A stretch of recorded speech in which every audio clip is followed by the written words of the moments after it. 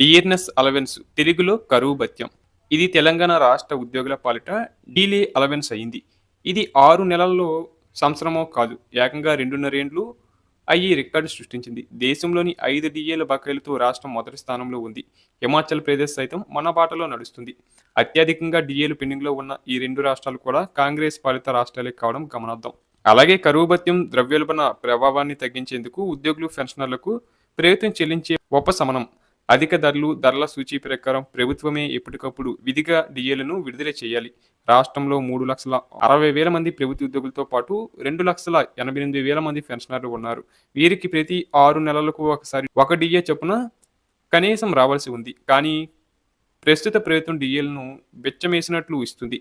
ప్రతిసారి కేవలం 1 డిఏను మాత్రమే విడుదల చేస్తుంది. ఈ డిఏ విడుదల చేసే సమయానికి మరో డిఏ వచ్చి చేరుతున్నాయి. ఇక కేంద్ర ప్రభుత్వం ప్రతి 6 నెలలకు 1 చొప్పున డిఏలను విడుదల చేస్తూ వస్తుంది. డిఏల విడుదల జాప్యంలో తీవ్ర ఆగ్రహంతో ఉన్న ఉద్యోగులు సోషల్ మీడియాలో రాష్ట్ర ప్రభుత్వం, ఉద్యోగ సంఘాల నేతలపై విమర్శలు గుప్పిస్తున్నారు.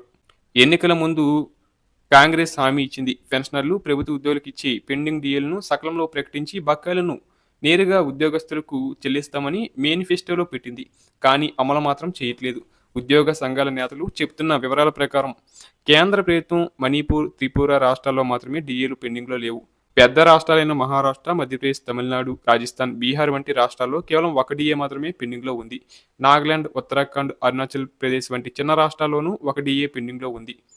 ఇక ఉత్తరాఖండ్, రాజస్థాన్ రాష్ట్రాలు దీపావళి బోనస్, గుజరాత్, యూపీ రాష్ట్రాలు ఉద్యోగులకు బోనస్లు అందజేస్తున్నాయి.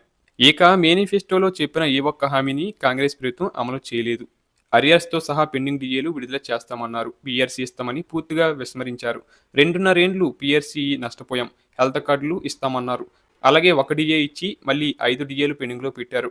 ఉద్యోగుల జేసీ కార్యాచరణ ప్రకటించిన సర్కార్లో చలనం లేదు. మే 5న నిరాహార దీక్షలతో ప్రభుత్వం కండ్లు తెరుస్తామని pensioners JAC chairman K Lakshmaiah మండిపడ్డారు. ఇక రాష్ట్రాల వారీగా పెండింగ్ డిఏల జాబితా చూస్తున్నట్లయితే తెలంగాణలో 5 డిఏలు పెండింగ్లో ఉన్నాయి.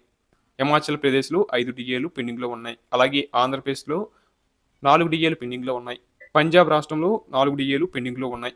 ఎక్కువగా ఈ రాష్ట్రాల్లోనైతే ఉద్యోగుల డిఏ బకాయిలు పెండింగ్లో ఉండటం గమనార్థం.